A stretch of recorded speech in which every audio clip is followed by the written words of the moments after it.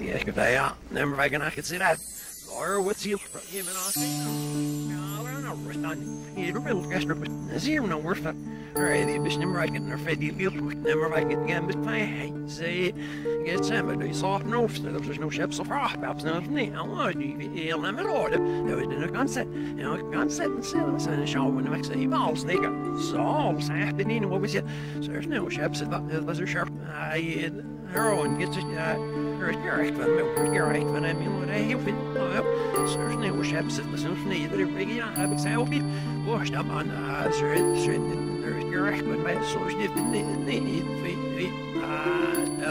I wish that but actually looks and shoots I had looks to any Stefan there little bit but the guy is not so like oh you know money stick sneeze sticking around what we feel maybe the thing to be was that can fast sorry she ended up in the field they talk is only bad I was go here with the you yeah we need remarks help fog sharp the no abuse you know what they we win that yeah so I don't know I remember my birthday that's when I was working I was here remember I'm sure for your name is no man sound she left nothing mess with any but say there's Nick or not sit enough yes no name can now there's just nicht das an the shimmer ja the shimmer biggest money sure macht look at now money yes as after the geschat you must assume screw that you know what's getting how any so I have you know on this we got here you know bad sure if you're roasted I get the sheesh yeah the now for there it's there was shadow after this there see you're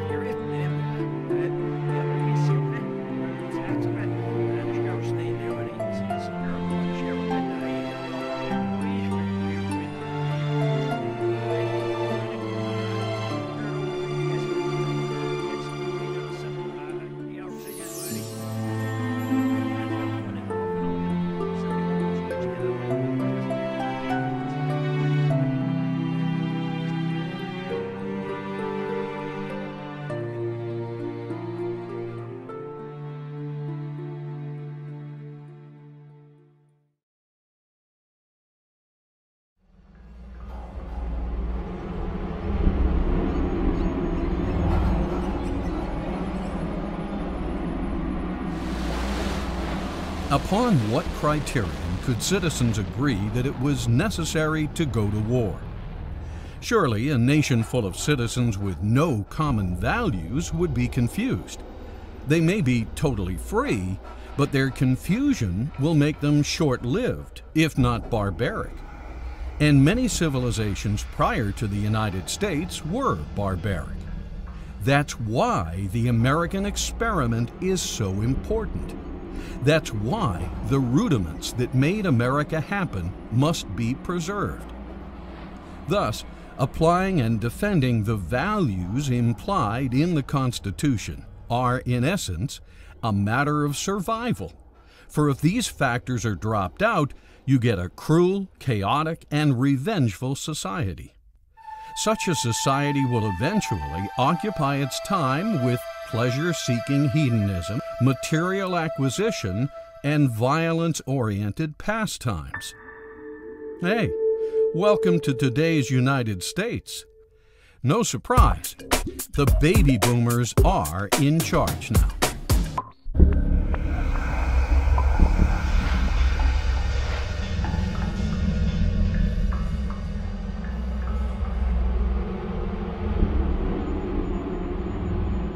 The United States has undergone a cultural, moral, and religious revolution. And a militant secularism has arisen in this country. It's always had a hold on the intellectual and academic elites. But in the 1960s, it captured the young in the universities and the colleges, and we had this great battle, cultural war begin then nationally. And since then, if you will, secularism has really achieved dominance in the academic community and the intellectual community and the entertainment community in Hollywood, among part of the political community, but not the nation as a whole. However, it is much stronger than it was, and so this is the basis of the great cultural war we're undergoing right now.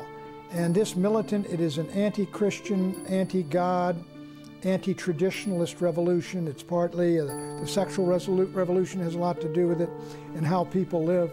And so we are two countries now. We are two countries morally and socially and culturally and theologically, and cultural wars do not lend themselves to peaceful coexistence. One side prevails or the other prevails, and the truth is that while the conservatives, in my judgment, we won the Cold War with political and economic communism, we've lost the cultural war with cultural Marxism, which I think has prevailed pretty much in the United States, or is now the dominant culture, whereas those of us who are traditionalists, we are, if you will, the counterculture. What exactly is cultural Marxism, the dominant culture of today? How did the founders of communism figure out a way to take over our country, not with guns and weapons, but with values and ideas? Let's take a closer look at this and see exactly how it happened. There was a man named Karl Marx. Marx got an idea. His idea was that the workers of the world should unite and rise up to counter an evil foe, that foe being capitalism. Capitalism, the idea that people and private companies should be able to own the means of production and be free to earn and have as much as they wished, was anathema to Marx. Marx felt the state should own the means of production, as well as products produced, and then the state should distribute a fair share of all such products to each and every worker. Thus, in his book, The Communist Manifesto, Karl Marx thundered, "Workers of the world, unite!" Sure that he had a principle to unify all workers in every country, Marx looked forward to eventually taking over the world. Karl Marx believed that you would have a rebellion by the workers against the capitalist system, which would then create a Marxist communist society where you would have dictatorship of the proletariat. Unfortunately, when World War I broke out, the workers of the world did not unite. In fact, the workers united with their respective countries and fought each other. What happened was the Marxists had an enormous disillusionment when the French and the Germans and the British workers all rose up for the fatherland and went to war happily, fighting one another. Marx's idea was a total failure. Workers were more loyal to their respective countries, churches, and cultural values than they were to their counterparts in other countries. They did not want to give up their houses, their cars, their stoves, their products. They did not want to have a classless society. They did not vote, and they didn't even have an overthrow. Some years after Marx failed, several of his disciples got a new idea on how to take over the world. One of his disciples, Antonio Gramsci, while where else but in prison, wrote up a series of plans, now known as the prison notebooks. In this plan, Gramsci announced, "The workers of the world will unite only after the Long March is over." The Long March? In other words, they had to get into the culture and change the way of people's thinking. And if people were thinking about patriotism and nation and God and country, that was a mechanism which was too resistant to Marxism. It could never take hold. So you had to erode and destroy that in the individuals. That began what's called the Long March through the institutions, through the seminaries, through the churches, through the media, through Hollywood, and all the rest of it, to create an anti-Christian culture which would destroy the Christian beliefs and convictions in the vast majority of the people, so they would embrace the ideas of Marxism, and they would embrace the ideas that they had rejected, and they would be open to a takeover, basically, by Marxists. Now, not political Marxists, but cultural Marxists. Rather than workers uniting and marching into battle, thus seizing power through force, they would make a long march through the institutions. Institutions like the arts, cinema, theater, literature, schools, college, seminaries, newspapers, magazines, and what is now known as radio, TV, and the mass media. Once this march is over, all the barriers to the acceptance of Marxism will have been quietly and systematically removed. So to get to that point, they said we have to destroy the culture, and what they were talking about was the Christian culture, what we used to call Christendom or Western civilization. If you can break people away from religious affinities, for example, where they would turn to their community, their religious community, for support and help, or they would turn to Scripture for answers to certain perplexing questions. If they have an affinity to their religion, they might say, well, we're not going to go along with government because it's contrary to my religion. So cultural Marxism would attack religion of all kinds. It doesn't make any difference, because there was another place where people could go other than to the government for support and for answers. We, the people, will have thus been indoctrinated or brainwashed into seeing the wisdom of Marxism and the folly of capitalism. Thus, the door to socialism and communism will be open, and the door to a constitutional republic closed, because the success of cultural Marxism means the demise of the U.S. Constitution. The Constitution is a set of principles. It's based ultimately on a moral code, because you go back to the Declaration of Independence. What was the basis for the Declaration of Independence? The law of nature and of nature's God, right? The ultimate moral code. But if you don't follow those principles, if you try, as the expression goes, shave a point off here and there to make a buck, or to be reelected, or if you're a special interest group to get some kind of a government subsidy, then the consequences are going to be in the long run deleterious to society as a whole. And there's the difficulty. There are too many people that are thinking in the short term and not applying these principles, which are designed to give us a long-term stability to this system.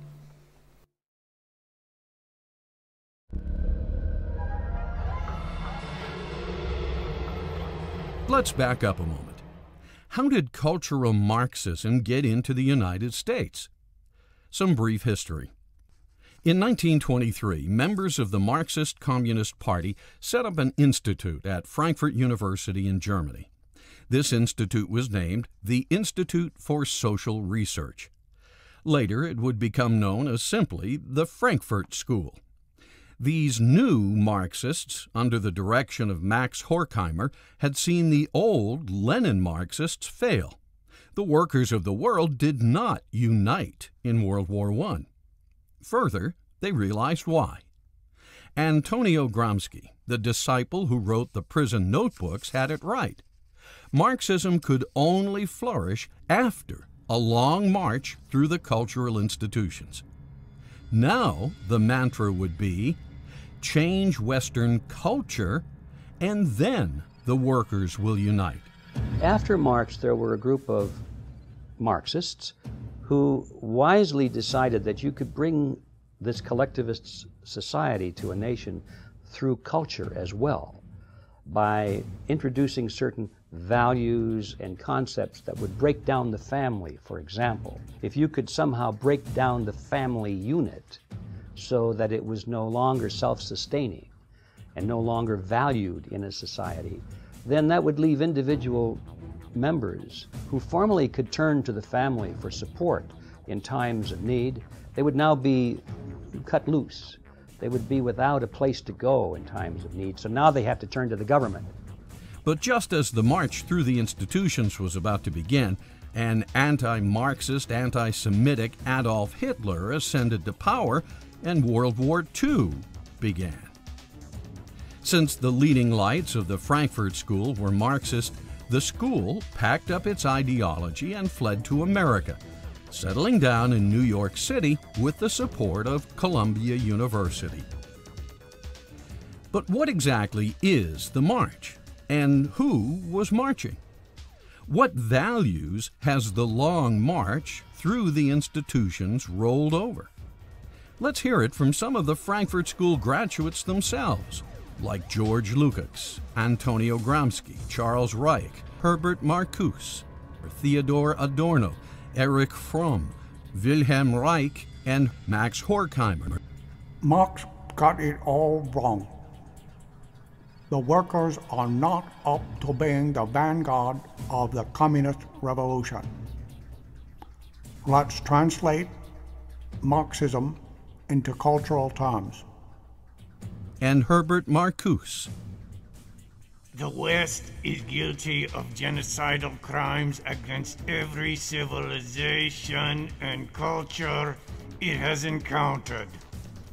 America and Western civilization are the world's greatest repositories of racism, sexism, nativism, xenophobia, anti-Semitism, fascism, and Nazism. American society is oppressive, evil, and undeserving of loyalty. Have you ever heard of cultural Marxism? If so, what is it? I'm not familiar completely with Marxism. I have not heard of cultural Marxism. Cultural Marxism? No, I don't even think I know what that kind of talk is gibberish to me. I hate to tell you. It's used in some terms, I think, as a sort of the thing that is almost politically correct from a Marxist standpoint. In other words, from a socialist or communist standpoint. George Lukács. I see the revolutionary destruction of society as the one and only solution. A worldwide overturning of values cannot take place without the annihilation of the old values and the creation of the new ones by the revolution. Lukács' gift to America later became known as cultural terrorism. Gifts such as radical sex education in public schools, covering such subjects as free love, outdatedness of monogamy, irrelevance of religion, and the archaic nature of the middle-class family. Women were called upon to rebel against the sexual mores of the day, such being the core values of Christianity and Western culture. His ideas later became the basis for the sexual revolution, embraced by a generation of drug-challenged baby boomers. When you hear people say, as I did on the campaigns, Pat, what happened to the country we grew up in? Physically, it's the same country, but they're right, we're in another country now. And this is why I think the cultural Marxists have prevailed and are prevailing. They have captured the young. What was the saying in the Abbie Hoffman, we're going to capture your children? In a lot of ways they did. Although Gramsci died in 1937, his prison notebooks lived on as the blueprints to de-Christianize the West. The civilized world has been thoroughly saturated with Christianity for 2,000 years. Any country grounded in Judeo-Christian values cannot, therefore, be overthrown until those roots are cut. But to cut the roots, to change culture, a long march through the institutions is necessary. Only then will power fall into our laps like ripened fruit. And the new generation of freedom-loving, authority-challenged baby boomers were quite willing to accept the bait and take a toke. Turn on, tune in, drop out. Yes, our prison planner, Antonio Gramsci, had quite a dream. The only way a Marxist revolution could be successful was if the heat shield of capitalism, Christianity, were first destroyed.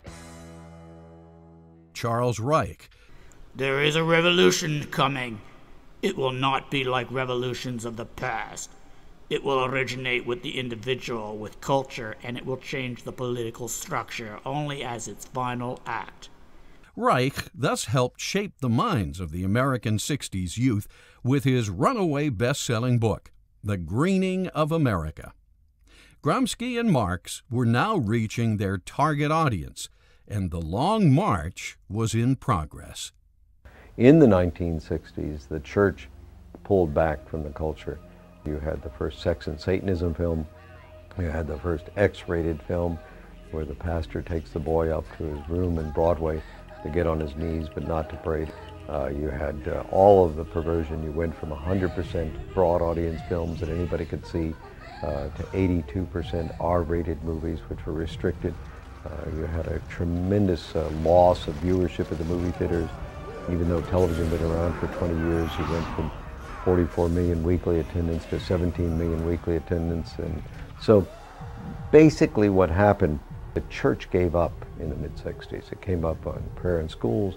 It gave up on being a force in society. And Johnson shackled the church when he said that when he used the 501c3 to say the churches couldn't talk about politics, and the church just buckled under. When prayer was taken out of school, the church buckled under. When the church collapsed from Hollywood, they buckled under. So it was the church's internal collapse, and that has happened before in history, and unless people get revival, reformation, renewal, we will never reclaim the culture. So cultural Marxism would be that type of activity in any society that breaks down the culture in such a way so that people instinctively turn to government as an alternative for the support that they otherwise would have. This is done through art, it's through music, it's through literature, it's through motion pictures and that kind of thing. It's the implanting of certain ideas and concepts which make them very ripe for the philosophy of collectivism and makes them very ripe for turning to government as the big daddy, the big solver of all problems. As Hudson Institute scholar John Fonte wrote, Max Horkheimer and Gramsci believe that there are no absolute moral standards that are universally true for all human beings outside a particular historical context. In other words, to the Frankfurt School, values come from society or the state collective. Same? It's relativism. Collectivism implies that if something is important enough, then the state should step in and make sure that everybody conforms, whether they want to or not. So the essence of collectivism in a political sense is that it employs the use of coercion to require people to work together. And once coercion enters, then you are actually participating in a negative social conduct, which is in many cases worse than the social condition that you're trying to overcome by the collective action. People are not given free will. They're required to do this and that because the majority has decided this is for the greater good of the greater number and so forth. Whereas individualism works toward the same goals, but they do so in the environment of freedom. So it's the difference between freedom and coercion.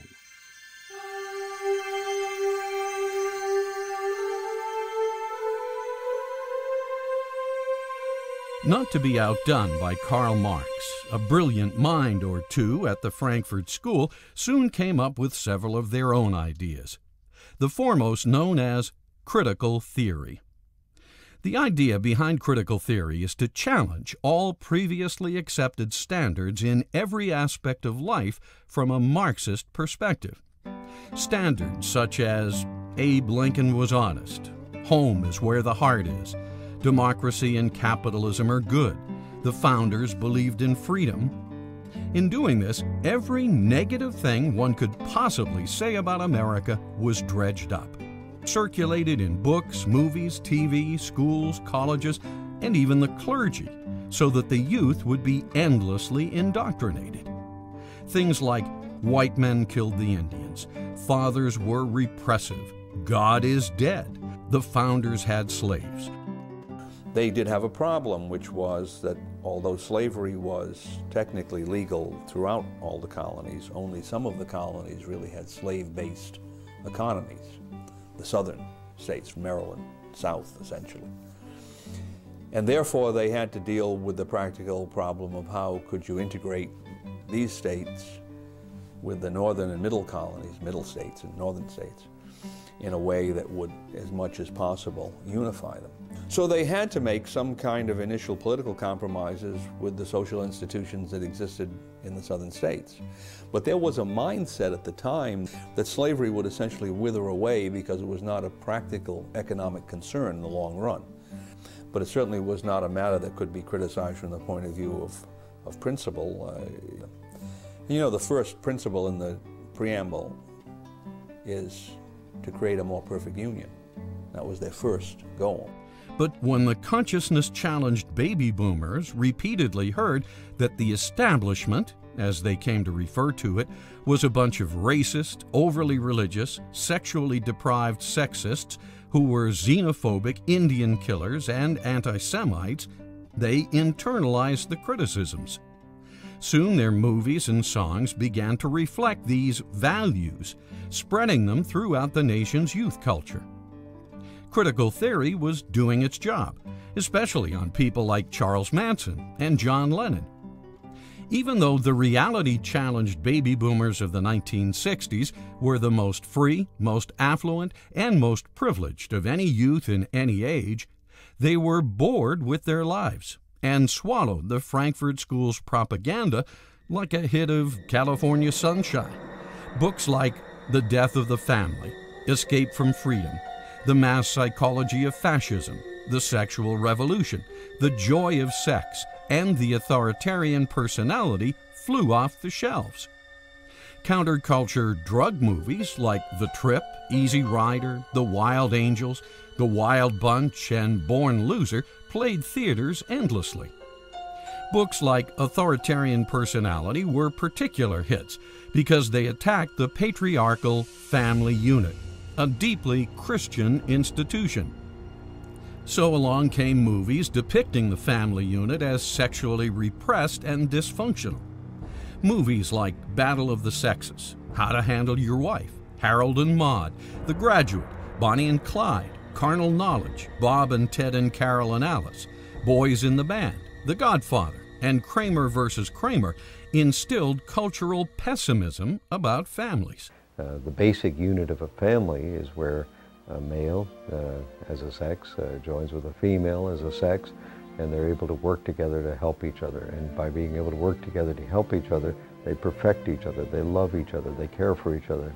And in the process, they learn to love and perfect and care for others within the society. They become good citizens because they're good citizens within their own home, and that produces a society that loves each other. Marriage is a particularly Judeo-Christian institution. It was Jesus who instituted one man and one wife, forever shall become one flesh. By targeting the family unit, the cultural Marxists knew they could eventually destroy the middle class of the United States. Why?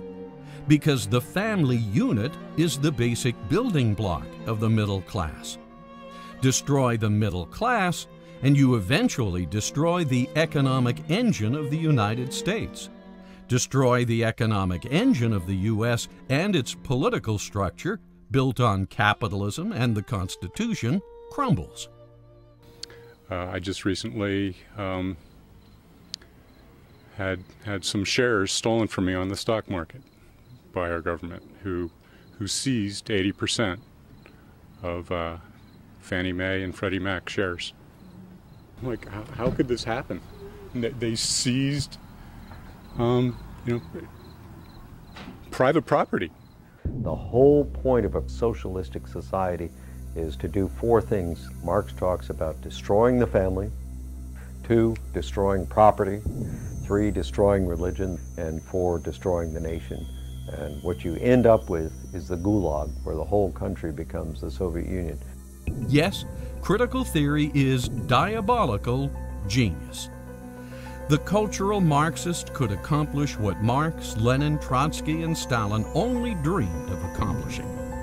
Whereas Lenin, Trotsky, and Stalin took Marx's ideas and delivered the brutal Soviet Union to the world, Gramsci, Lukács, and Marcuse took Marx's ideas and delivered user-friendly cultural Marxism to America. The Supreme Court has been converted into a fighting ally of secularism in the wars against traditionalism in the United States. The Supreme Court has perverted the Constitution. It has usurped power that belongs to the states and imposed secular views and values on the states and on the communities, making decisions that used to be made democratically at the local level. This time it seems Marx won. Today, post-Engel, politically correct baby boomers are so completely immersed in the Frankfurt School's cultural pessimism, they can't see the forest for the trees. They're fish in a bowl of muddy water. They're Neo in the Matrix. They swim in it. They absorb it through every pore of their beingness. Starting in the 1960s, cultural Marxism has woven its values into every American's very existence. Khrushchev was right when he said, "We will bury you."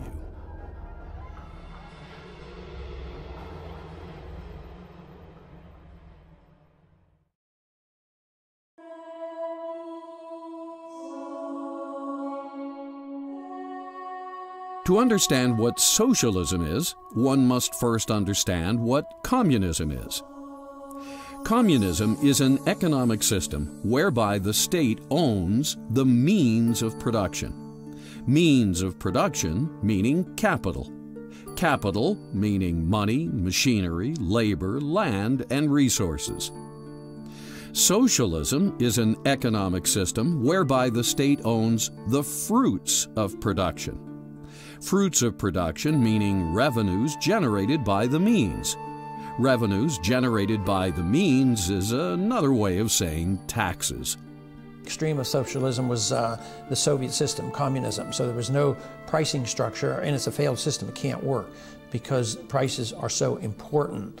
So communism owns and confiscates the means and fruits of production, whereas socialism confiscates just the fruits of production in the form of excessive taxes. Socialist states in Europe, for instance, confiscate as much as 50% of the money citizens pay for retail products and services. This is the outrageous sales tax a socialist state demands. We interfere a lot, but we allow prices to adjust in the marketplace for the most part. But when it comes to interest rates, the Federal Reserve is always deciding the central plans through the control of money and interest rates, how much money we should have in circulation, and should we shrink the money supply, expand the money supply. And that's a form of socialism, but it's only half of socialism because it's controlling only half of the transaction, and that's money. But it's very dangerous and leads to an authoritarian approach because it eventually breaks down, and I think that's what we're witnessing today. Thus, a socialist state rapes the people mainly through excessive taxes. A fascist state rapes the people mainly through excessive debt. Both ultimately rape the people through taxes because debt causes inflation, a hidden tax. Debt causes inflation because the Federal Reserve System facilitates the conversion of government bonds, government IOUs, into Federal Reserve notes, what we use as a currency. Well, the Federal Reserve, in its very nature, is contrary to a free market. The Federal Reserve is not only regulating, but it's manipulating the marketplace against the will of the people who are conducting the marketplace. When this is done, the money supply is inflated. When the money supply is inflated, it becomes watered down or diluted. Just like stock, when a corporation authorizes and issues more stock, existing shareholders are diluted. When money is diluted, it has less purchasing power. When it has less purchasing power, prices rise because it takes more Federal Reserve notes to purchase a given product. When prices rise, it has the effect of a tax. Inflation is therefore a hidden tax. If the government can create new money that it doesn't have to tax for, and especially if it can put off the ultimate payment of this into the future through the use of long-term bonds that are the backing for the fiat currency, then we have a government that is essentially out of control to some degree. It can make decisions that are not immediately going to subject the people to pressure. Unfortunately, the constitutional republic envisioned by the founders is being undermined by cultural Marxism and destroying the republic envisioned by the founders.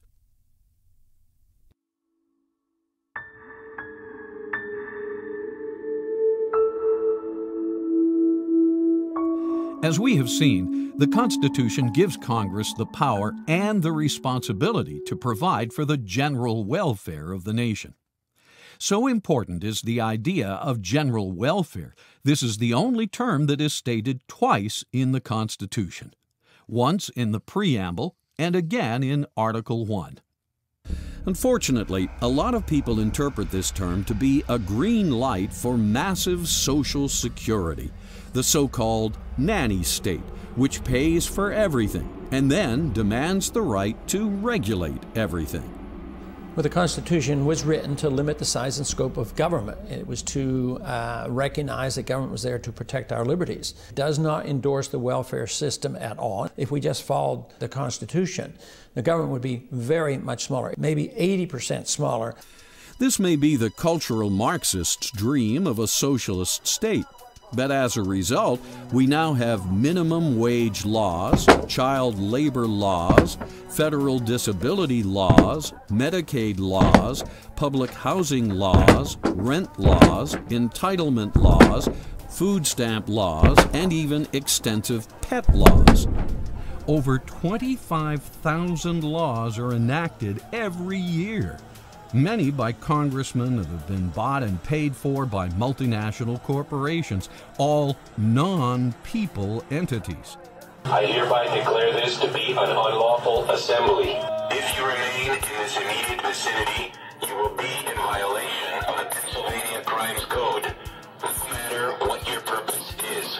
What comes to mind is big corporations that put their view of the world out there for everyone, take over small businesses, take over choices that people might have, different kinds of products where everything becomes much more generic and just based on cost as opposed to quality and workmanship. Because term limits have not been established for the Congress, most congressmen have been able to stay in office for decades. Again, this is the Supreme Court. States were enacting and imposed term limits on their members of Congress in something like half the American states, and the Supreme Court overthrew it and took the right away from the states to impose term limits on their own members of Congress. And what did Congress do?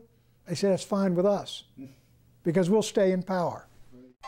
It seems the more a congressman is entrenched, the more he is able to build a social network, a network of cronies. Clearly, good relationships with fellow congressmen serve many productive purposes, but such a network can also be abused. After all, it's much easier to minimize the risks of vote swapping, a form of collusion, amongst cronies. It's much easier to justify corporate campaign contributions, a form of bribery, amongst cronies. And it's much easier to get away with earmarks, a form of fraud, amongst cronies. Thus, an entrenched Congress, especially one cast into only two major political parties, would seem to be in the perfect position to imperceptibly usurp power from the people and place it into the hands of the corporate fascists that have hijacked Congress.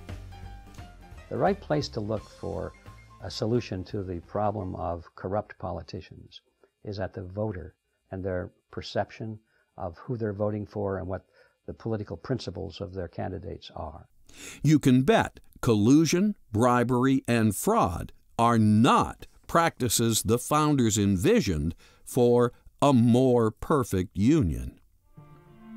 So unless I have this view that I need to participate in this system as a self-governing citizen to maintain the integrity of the system will eventually be dominated from the top down by the people who can actually make something from gaming it, as the expression goes. So this is the Founding Fathers' point. It depends upon having a virtuous citizenry that is willing to shoulder the burdens of maintaining a self-governmental structure. Again, general welfare includes everyone, especially the vast majority of average citizens who fall within the middle of the social spectrum. In statistical terms, the average, or mean, is represented at the top, or crest, of what's known as a bell-shaped curve. It's the middle of the bell-shaped curve. So it's fair to say that the original intent of the Constitution is to define a government that serves the general population, the middle of the bell-shaped curve, now known as the middle class. Do you sense a dwindling middle class or a wealth disparity? Well, I think things are changing right now. I think the last 8 years have been increasing wealth disparity, but I think some of the excesses of those days may be over. The terms spreading the wealth, redistribution, and wealth disparity are meaningless in an America that truly responds to the original intent of the Constitution. The proper function of government is not to provide, but to protect. Because if you're going to provide for some, you must have the authority and the power to take from others. And once you're in that business of taking from some and giving to others, now you're in the business of redividing the wealth. And that gives you tremendous power over the citizenry. And it always leads to abuse of power and eventually to totalitarian regimes. Many have commented that we now have a monstrous tax system, a system that taxes its citizens far more than citizens of the Boston Tea Party era. If 2 to 3% taxation justified a revolution in 1776, why doesn't 50% and growing justify a revolution? If a few little excise taxes on pieces of paper and tea justified open lawlessness from these rebels that we're all celebrating, why don't the myriad of incomprehensible, unavoidable, crushing taxes, state, local, and federal, why don't they justify a revolution today? Our government not only taxes us at every transaction, it's in our faces at every turn, endlessly regulating what we can and cannot do. All these regulating laws and their expensive enforcement programs are turning us into a police state.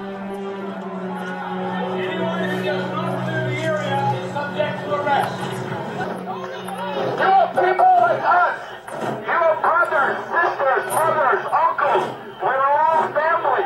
Why harm your own brothers and sisters standing here today who peacefully want to assemble? Why? Why turn that sound weapon on us? We have done nothing wrong. We have not broken any laws. We mean no harm to you. We don't want to hurt you. We don't want to attack you. We want to stand here as Americans because we know our founding fathers died for this very right to stand here. We are the policemen of the world. So instead of a government now that occupies so many other countries, and we have 700 bases overseas, that wouldn't happen if we had the proper size government. Over 50% of U.S. citizens now work for the government at either the federal, state, or local level. Obey your orders! Understand the orders you are taking right now are unconstitutional. Yes. Understand right now what you guys are doing here today will play effect throughout history.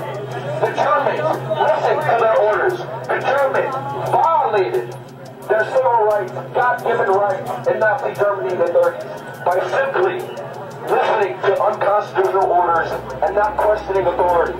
We are here because we mean no harm to you. We are tired of these private Federal Reserve bankers who are running this country and destroying this country from the inside. The tyranny that they committed against you.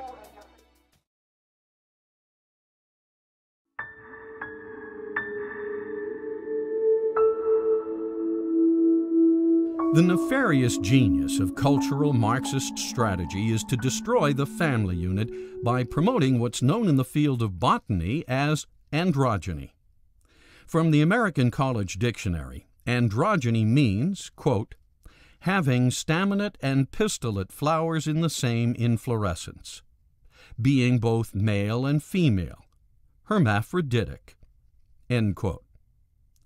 Translated into cultural Marxist strategy, this means making the father and mother of a family the same, and/or reversing their roles. How is this done? Well, it starts with invalidation. I hate this house and I don't want to be here anymore. As previously discussed, one of the key technologies of the Frankfurt School is critical theory. Recall, the purpose of critical theory is to instill cultural pessimism. Thus, by endlessly portraying fathers as dominant, restrictive, depersonalized, and controlling, the cultural Marxist is able to invalidate the male component of the family unit. Concomitant with this, by endlessly portraying mothers as schizophrenic, nagging, anxious, the cultural Marxist is able to invalidate the female component of the family unit. This two-punch invalidation, endlessly repeated in the general literature, movies, and media, gives rise to a pessimistic attitude towards the traditional family.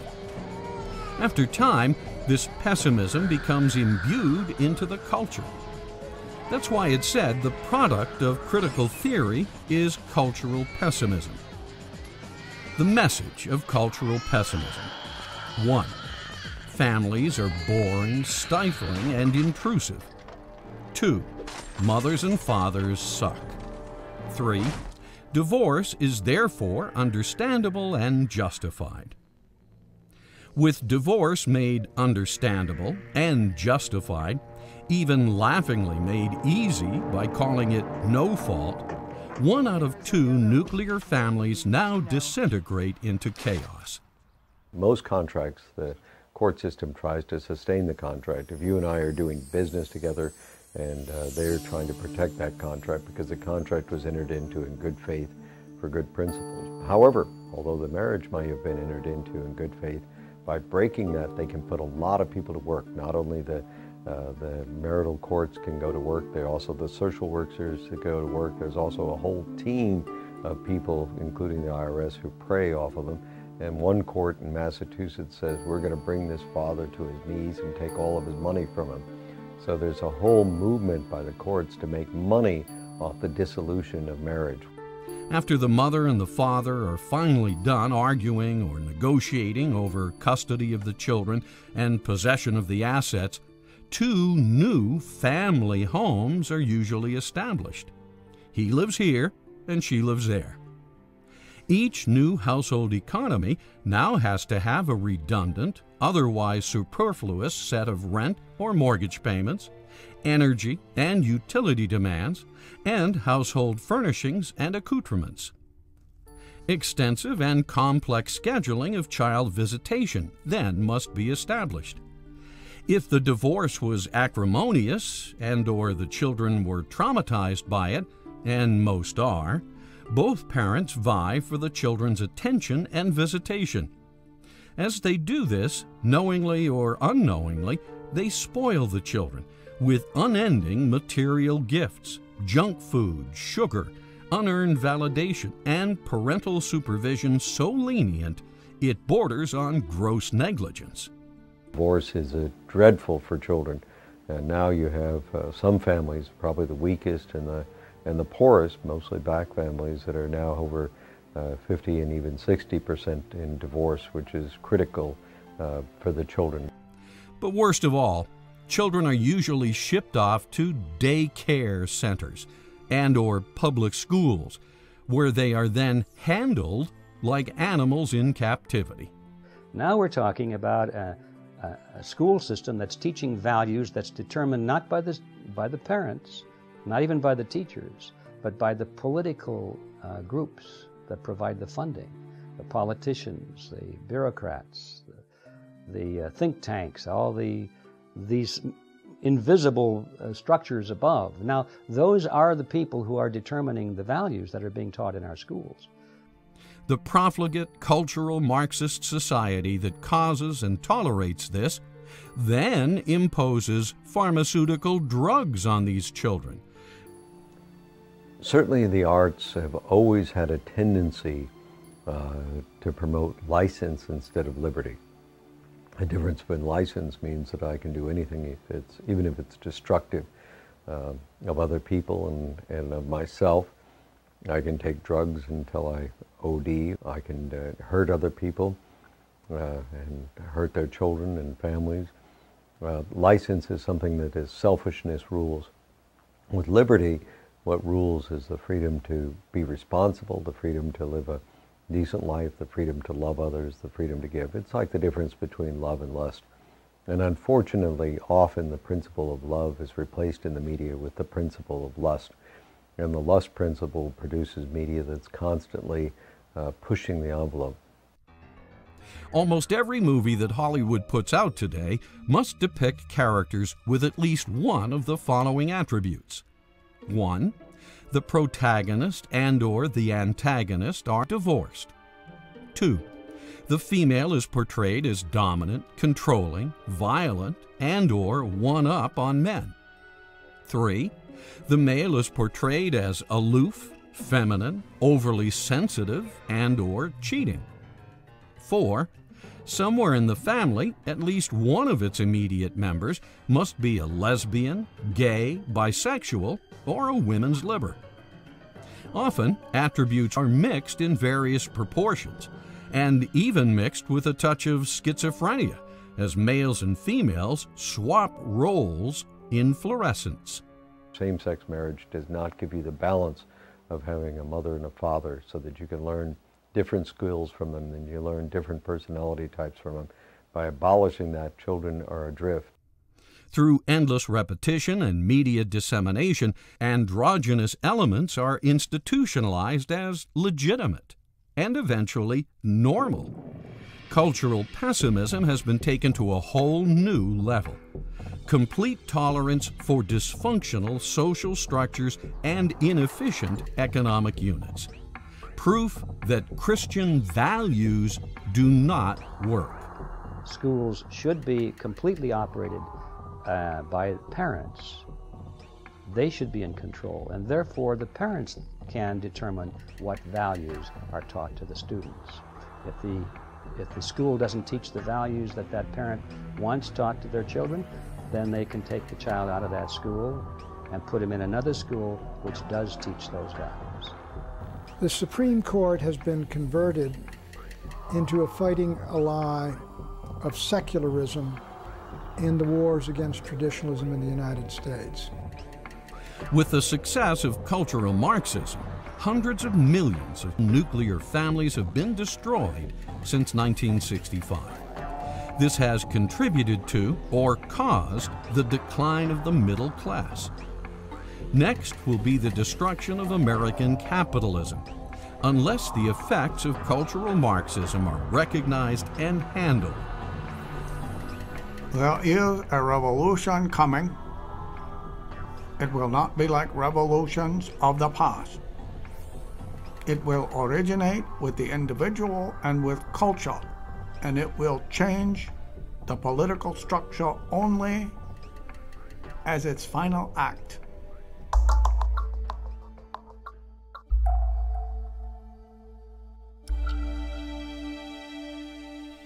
Before the Romans crashed and burned, they had gone down the same road, only they called their social security bread and circuses.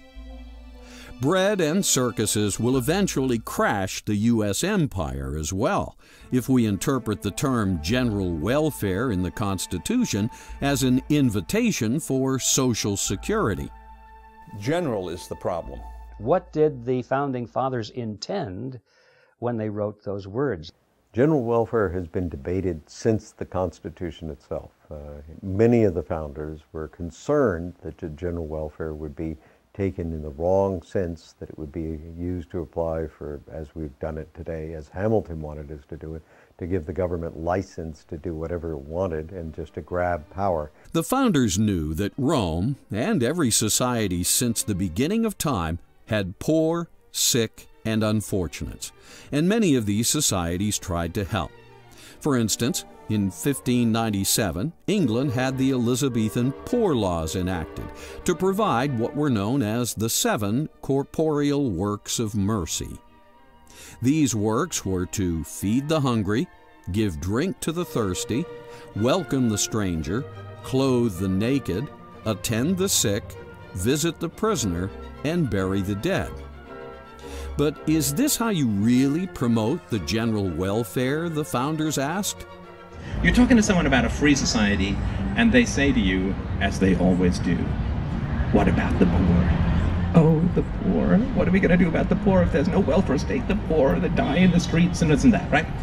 A perfectly valid objection, and we all generally have this tendency. What do? We run out and we research, and we become the human Wikipedia talking point planet of infinite facts, and we try and give everybody statistics, and we give everybody historical examples, and we say, well, there was these friendly societies in the 1920s, and the fact that I find useful is the number of poor people that after the Second World War was declining 1% a year because of the free market. When the welfare state came in, it stopped declining and stayed steady, which is exactly what you would expect. If you subsidize something, you increase its prevalence, and you subsidize poverty, you get more. Give a man a fish, and you feed him for a day. Teach him how to fish, and you feed him for life. The founders were teachers.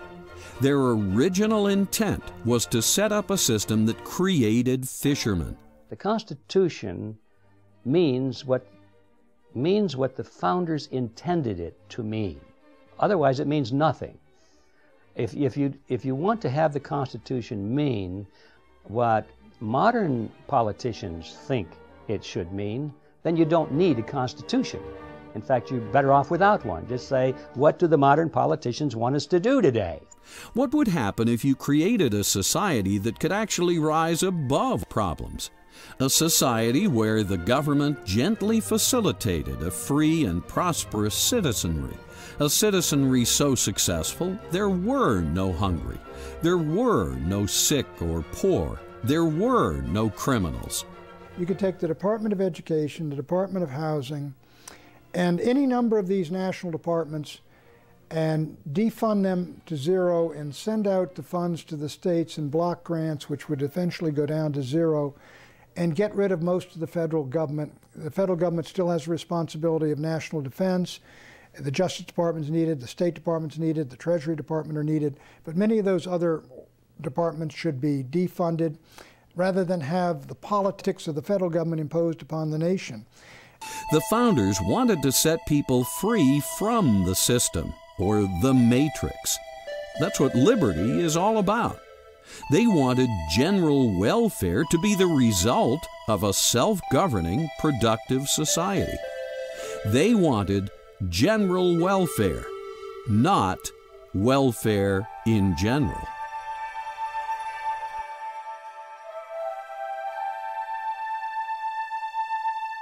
Today, the U.S. currency is backed by nothing but debt in the form of U.S. bonds. This is known as monetizing debt, the act of converting debt into money.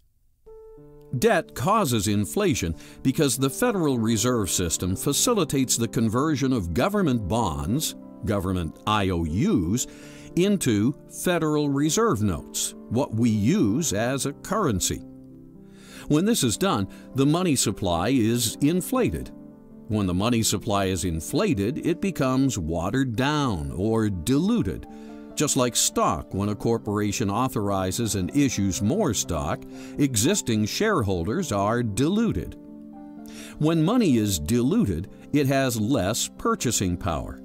When it has less purchasing power, prices rise because it takes more Federal Reserve notes to purchase a given product.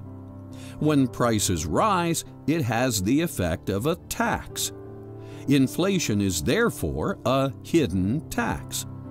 If you can delay the payment and hide the payment, that is, borrow money or print money, those who really pay the price are hard to find. They're usually the poor people in the middle class.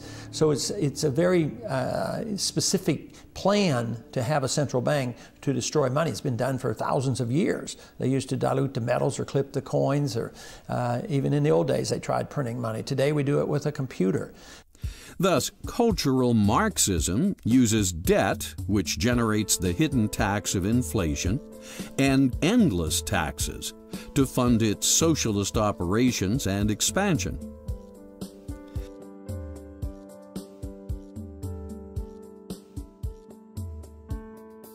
As far as fractional reserve banking is concerned, that's a problem of fraud. That is, fractional reserve banking is where the bank generates more paper currency than it has, say, gold and silver reserves on a specie standard. And it can really generate as much paper currency as the market is willing to bear, as long as the market has some credence that the bank will pay. And what tends to happen is that the banks overexpand. They play too many of those cards, and at a certain stage the market says, no, there's too much money out here in terms of real resources, and you get what's called a bank run. People come back to the banks and will make good on these promises. The banks can't do it. You have recession, depression, what have you, the whole credit structure drops. Now, if that kind of a system were fully disclosed and everyone knew how it was working, my anticipation is that there would be very few fractional reserve banks. The framers of the Constitution were quite aware of the liabilities of bills of credit and fractional reserve banking. And this is why Article 1 states no state shall make anything but gold and silver a tender in the payment of debts. And, quote, no state shall emit bills of credit. The Federal Reserve System should be abolished. It was not authorized in the Constitution, therefore we shouldn't have it.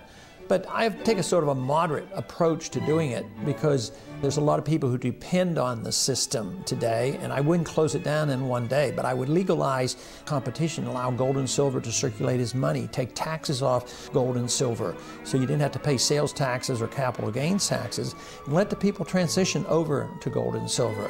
Since 1976, we weren't even allowed to own gold. And then later on, we got the American Gold Eagle. So we're moving in that direction, but we need to go a little bit further to legalize contracts in gold. The real culprit is the ability of the Fed to monetize debt. Members of Congress spend money for war and welfare. They can't borrow enough and they can't tax enough, so they literally create treasury bills out of thin air, and then the Federal Reserve creates money out of thin air and buys the treasury bills, and that has to eventually destroy the value of the dollar. If we were to abolish the Federal Reserve System tomorrow and get the banks out of it completely, turn the entire function as it now operates over to the Treasury, nothing would change. The same people would still dominate the system from behind the scenes. So this question of ownership receives too much attention, because where that idea goes is that, well, if we can just find out who owns these banks, and if we don't like who they are, then we can support a move to abolish the Federal Reserve and turn that system over to the Treasury, exactly as it's now operating. So the focus should not be on who owns the banks, but on what the banks are doing. If the public better understood how fiat money can be abused by Congress, it would impeach almost every member and abolish the Federal Reserve Central Bank, as it has done twice in the nation's history.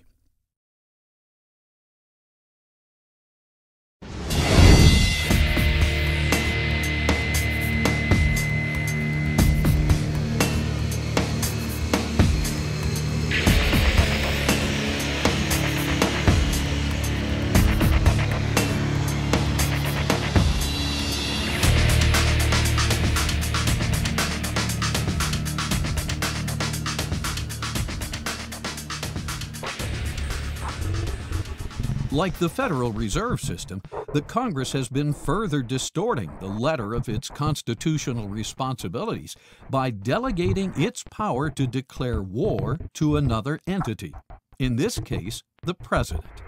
One of the great problems the country faces is the cowardice of the Congress of the United States as an institution. It has allowed the President to usurp the war-making power. Where does Congress get authority to delegate the responsibility to declare war to the President? It's not in the Constitution. This delegation sounds more like an evasion of responsibility for political expediency than the original intent of the founders. It has resigned its authority. It is frightened of exercising its authority. It does not want responsibility. It does not want accountability. Article 1, Section 8 clearly states, Congress shall have power to declare war, to raise and support armies, to provide and maintain a navy, to provide for calling forth the militia. People such as George Washington, Nathaniel Greene, the leaders of the of the Army didn't think much of the militia. The militia came for 30, 60, 90, 180 days, and then when their enlistment time ran out, they went home. They didn't have to stay. They came with sort of an oddment of firearms. Typically, they were firearms that didn't entirely fit the Army pattern. They had different calibers, logistics problems arose. The men weren't clearly not as well trained as the regular soldiers. They had a tendency to break when the British charged them with bayonets, for instance. So people like Washington, who was obviously very influential at the time, didn't have a particularly good word to say about the militia. So one would have thought when the Constitution was drafted, the Founding Fathers would have left the militia out. We don't need this. Hadn't proven to be that effective. Or they might have said, well, Congress or the states can set up a militia if they want to, but it's discretionary. Depends on circumstances. They did the exact opposite. They recognized the existence of what they called the militia of the several states at the time. It's constitutionally recognized. And then the Second Amendment comes along and says it's necessary to the security of a free state. So I would say the Constitution makes it absolutely clear that those entities, because there's not one entity, there should be one in every one of the states, is a key structural element of the Constitution. And why? Well, it's because ultimately, who's the militia? It's the people. With every shooting on a college campus, the cultural Marxist indoctrinating mainstream media never mentions the true source of the problem, the disintegration of the family unit.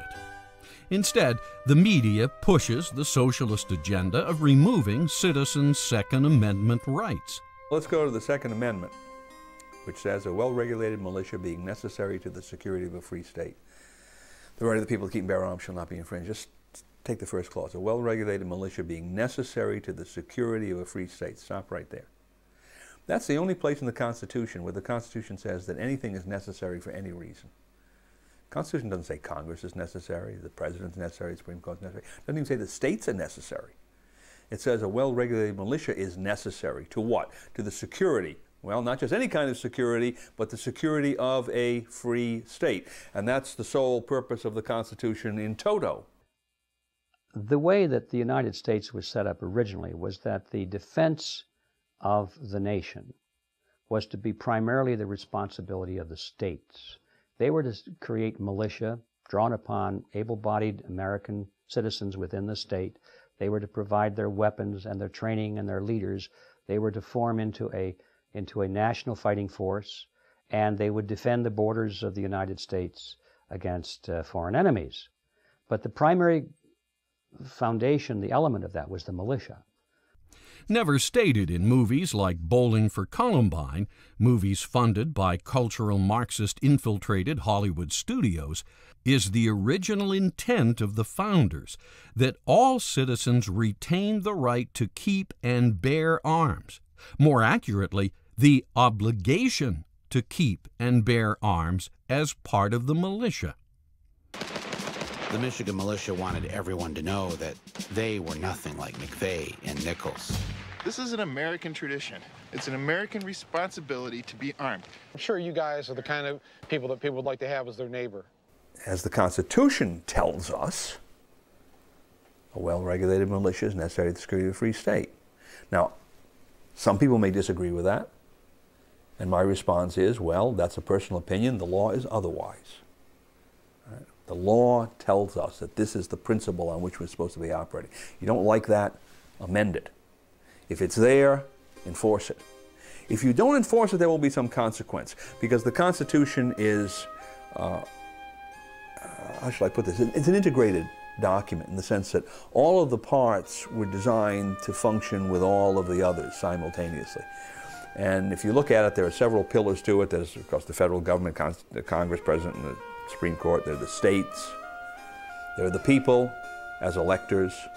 And then there's this group of entities called the militia. And read the Constitution through and you'll see they're essentially all on an equal plane. They all fit into this structure.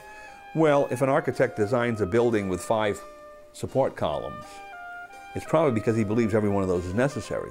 You knock one of those out or you allow it to decay, and you can pretty much expect that that building is not going to be stable over the long term.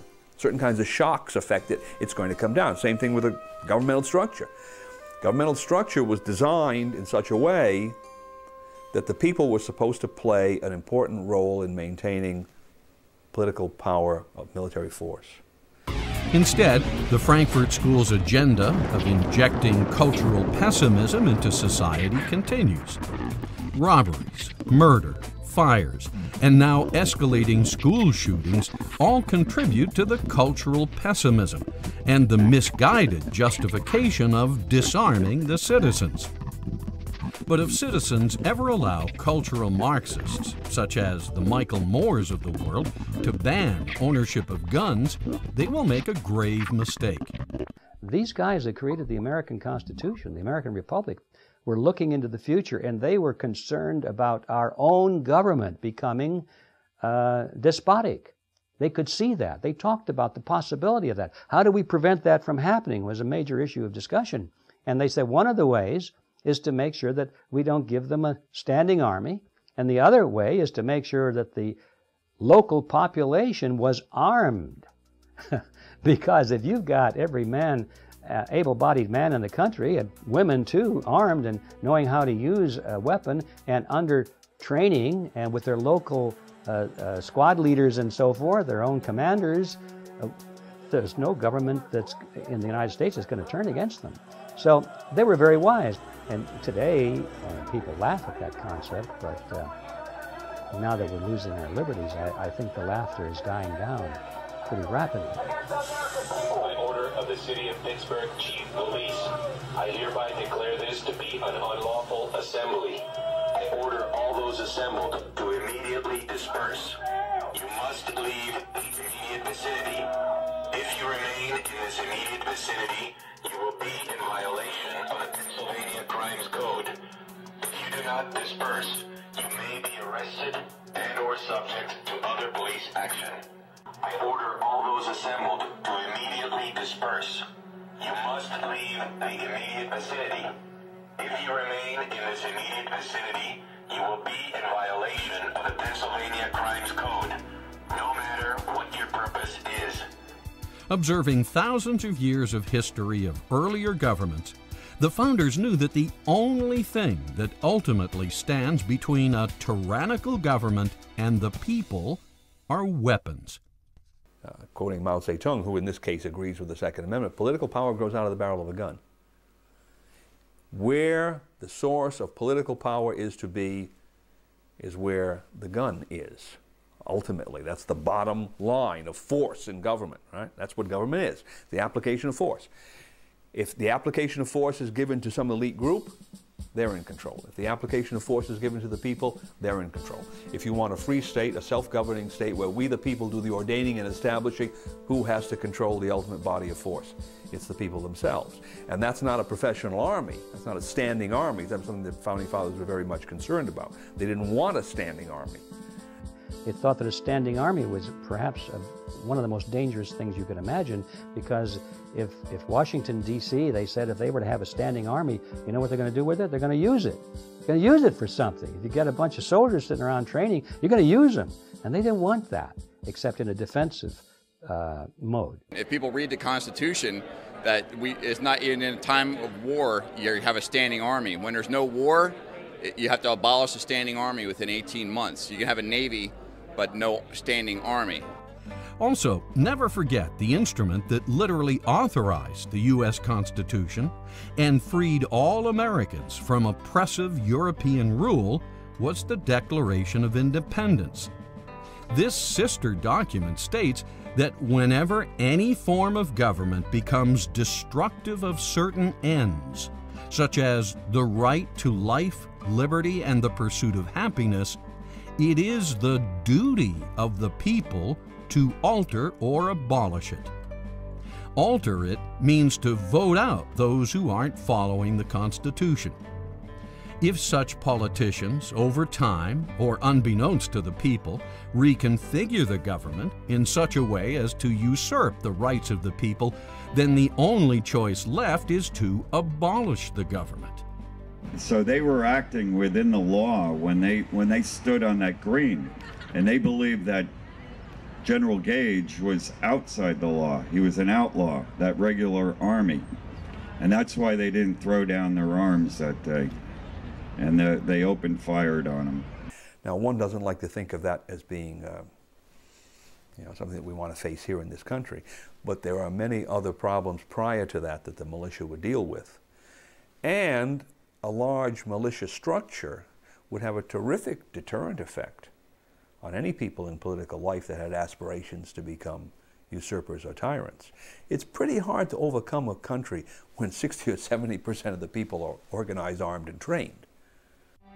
The Second Amendment states that the people, as and through their militia, have the right to keep and bear arms, and this right shall not be infringed. As individuals have rights, and we grant the government privileges. Those privileges are listed in Article 1, Section 8 of the Constitution, and anytime we have a justifiable reason and the courage to do so, we can revoke those rights and take those privileges away from the government. This means that a well-regulated militia consisting of the people, not some distant bunch of federal professionals, has the right to keep and bear, meaning own and keep on their person, guns and arms, short for armaments.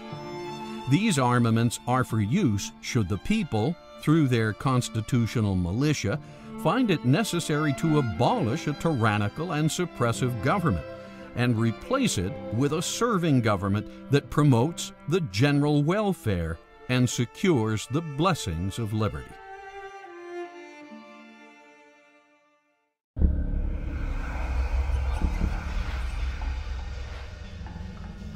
Unfortunately, negative influences have crept in. Not only has the cultural pessimism and the parade through the institutions attacked America's culture, but our banking system has been hit as well. The Federal Reserve, set up by banking architect Paul Warburg, is a European-style central bank, complete with all the inherent problems of the old world. Banking principles diametrically opposed by the founders. Alien concepts such as backing money by debt instead of gold, lending out more money than you have in the vault, printing up money so banks can stimulate the very economy they just crashed. All this so bankers can charge more for interest and snap up real estate assets with straw buyers in recession markets.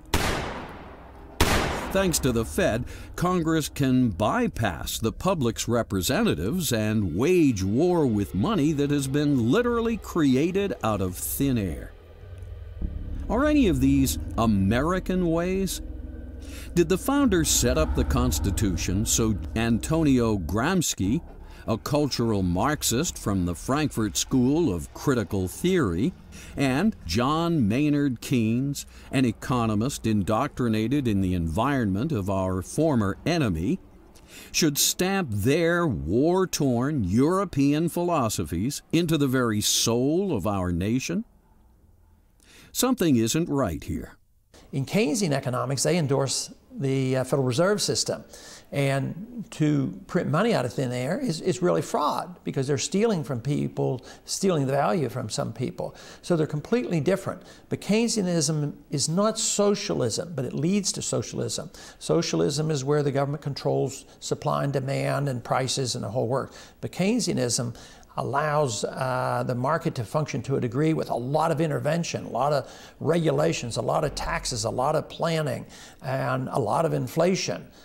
How can the original intent of the founders shine through when our entire economic system and cultural institutions have been perverted by ideologies of a world we worked so desperately to get away from? The New Deal, like the Great Society and like the universal peace proposals advanced by President Wilson, all of these presidential programs that have expanded the power of government have been the implementation of collectivism in America. Starting at about the time of Woodrow Wilson, The country at that point was pretty much an individualistic country. It was based on the principle of the individual being supreme and the government being the servant of the people. Starting with World War I, starting with Woodrow Wilson, on down through World War II, down through Vietnam War, now to the war on terrorism. All these wars are always used to frighten the American people into accepting the expansion of government, supposedly to protect us against an evil, terrible enemy. The actual expansion came about through the Supreme Court adding some words to the Commerce Clause. They said Congress has the power to regulate commerce or whatever affects commerce. And that's rather a radical departure from the Constitution, because imagine if you added those words to every other provision of the Constitution. Why shouldn't you? If you can add it to one, you can add it to others. You'd have essentially unlimited government. Well, what that has done is it has given Congress the power to control not only all true commercial activities, but all sorts of things that are entirely local that are related to commercial activity. So, for instance, you had the gun-free schools law. Based upon what theory? Well, a gun goes through commerce and eventually ends up in somebody's hands. And there he's within 1,000 feet of a school, 100 feet of a school, whatever the distance is. And so Congress can regulate his possession at that point in time. Well, his possession at that point in time is not a commercial transaction by any stretch of the imagination. How can Congress regulate it? Well, because this implement that he's holding in his hand at one time moved through commerce. Well, of course, if you follow that theory out, they can control every aspect of your life. How much cornflakes do you eat in the morning? Well, you eat one bowl. Maybe you should only eat half a bowl of cornflakes. Can there be a statute telling you how many cornflakes to eat in the morning? Sure, because where did those cornflakes come from? Well, they came from Battle Creek, Michigan. The Supreme Court has perverted the Constitution, making decisions that used to be made democratically at the local level. The Congress has the power in the Constitution, Article 3, Section 2, to circumscribe the jurisdiction of the Supreme Court and say, stay out of that area. That is our area, that is the state's area. You are not to get into that.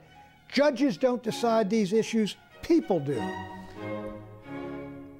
After the formation of the Fed and selling the public on the New Deal, it wasn't long before Congress realized it had both the ability and the philosophical justification to print up endless amounts of elastic currency, what we call fiat money. It also wasn't long before Congress realized it needed more and more money in order to service the growing addiction of socialist benefits under Roosevelt's New Deal. The Federal Reserve, when it came in, aggravated all the worst problems of the economy. It's aggravated and caused the Great Depression. It's aggravated and caused the last depression, and it will continue to cause more depression. Before the Federal Reserve, every economic system has ups and downs, but they corrected themselves much more quickly, and they corrected themselves because people had the freedom to shift their attention, to be able to create solutions to the problem, and to be able to exercise their God-given wisdom and intelligence to be able to do business with each other. Ever wonder why congressmen were so eager to sacrifice tariffs for NAFTA's free trade? It's because tariffs don't amount to much when Congress can print up all the fiat money it wants through the Federal Reserve System. Yes, monetizing endless fiat money was the answer opinion leader economist John Maynard Keynes suggested to Roosevelt in his 1933 open letter. John Maynard Keynes. I lay overwhelming emphasis on the increase of national purchasing power resulting from governmental expenditure, which is financed by loans and is not merely a transfer through taxation from existing incomes. Nothing else counts in comparison with this. By these words, Keynes, the most prominent economist of the time, laid out the philosophic rationale for endless government borrowing and endless government spending of fiat money. Roosevelt bit. And now we're addicted. We're addicted to the programs, and even the banking system is addicted to ever increasing the money supply and artificially manipulating interest rates low. And on the short run, it does seem to help. Just recently, the Fed pumped in $200 billion and the stock market loved it. But in time, when everybody knows they created $200 billion of new money, the value of the dollar goes down, which has happened since then. Keynes knew exactly what he was doing. No two men did more to destroy the original intent of the founders and set the groundwork for the cultural Marxism and corporate fascism that was to later flourish as competing totalitarian ideologies, hell-bent on destroying a self-governing republic that sought to practice true free market capitalism. You can go back to a gold standard, say, of $1,000 an ounce.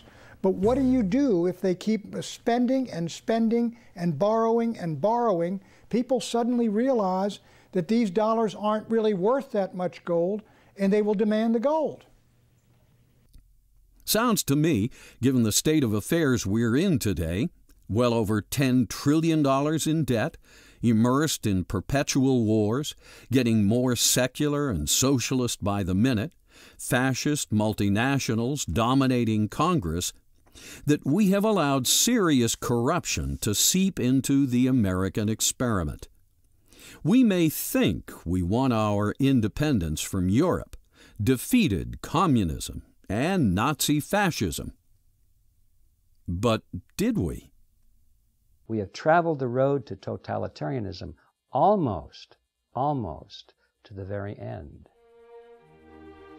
Austrian free market economics is really the answer, and that's the system that we should be following. And more or less, even though it was not known at the time our country was founded, it was more or less classical economics and classical liberalism that was very close to what the Austrians teach today. Tragic that wine-drinking, pot-smoking, angle-challenged baby boomers would so recklessly thwart the wisdom of the Founding Fathers by allowing their banking system and economy to be so influenced by European financial philosophies. Philosophies that over the past century have created a living hell of endless wars and empires, as we have seen. The intent of the founders was to establish a nation that was different from the ways of Europe. And they did. The United States is different. Not only that, contrary to the propaganda originated by critical theory, it's the greatest nation that has ever existed. America is not a universal nation or a multicultural nation, as CFR globalists writing in Foreign Affairs would have reality-challenged baby boomers believe. It's a distinct nation, distinct with its own language, laws, history, and cultural background. We are different from the rest of the world. Yes, we even drive on the right side of the road because Europeans drive on the left.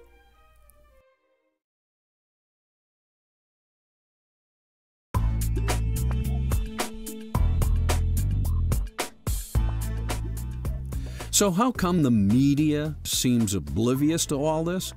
The media that's looking out for the folks never discusses fiat currency, cultural Marxism, media consolidation, Keynesian economics, NAFTA, GATT, WTO, or multinational corporations in any sort of critical way? How come the mainstream media downplays people who protest against free trade, the World Trade Organization, or call for protective tariffs? We do a detailed economic study of the box office called our Report to the Entertainment Industry, where we get the studio heads to come.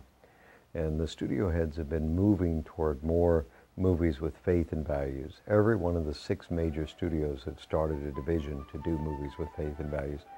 Where the most erosion of values and the greatest attack on values is occurring is the independent film market. Independent films, you tend to have a lot of anti-American films, a lot of anti-faith and values, a lot of anti-Christian films, and they do not do well at the box office. Within the television industry, you find more of an attack on faith and values, mainly because the television industry is not focused on the vote. You see, in movies, each person votes for their movie. They know that they have to appeal to who's going to vote for them at the box office. You have to separate out the movie industry, which seems to be moving counter to much of the other media. How come the mainstream media acts as an apologist for multinational corporations and fails to take a deep look at the endless expansion of government or its secret partnerships with members of the military-industrial banking complex? Instead, all we see is endless programs threatening the world with U.S. military might. Blonde, aggressive women with plastic breasts, and endless TV spots offering insomniacs pills to cure their cheese and dairy product challenged stomachs.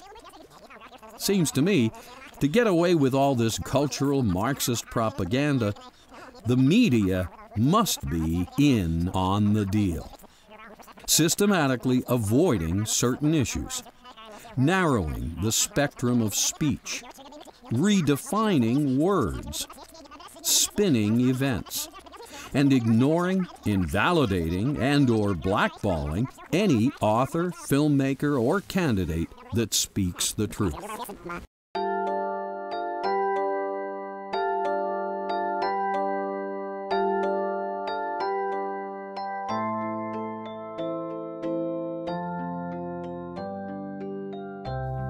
Americans and reality-challenged baby boomers need to wake up and smell the Constitution.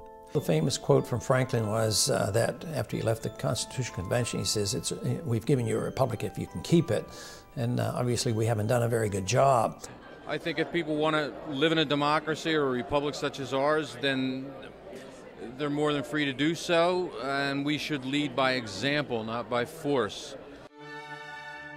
Citizens need to get familiar with the original intent of the founders and realize that the forces of cultural Marxism have been raping and pillaging the United States for decades.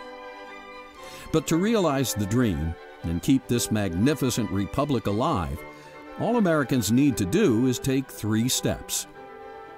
1. Disconnect from all sources of cultural Marxist propaganda, media, and lifestyles. 2. Don't patronize the largest Fed member banks and fascist multinational corporations. 3. Connect up with the original intent of the founders and get active applying the U.S. Constitution. Americans and history-challenged baby boomers should understand what it means to be a self-governing nation. They need to understand the Constitution from a philosophical point of view, not just a mechanical point of view. Why were certain things emphasized and others not? Why is a well-regulated militia necessary to the security of a free state?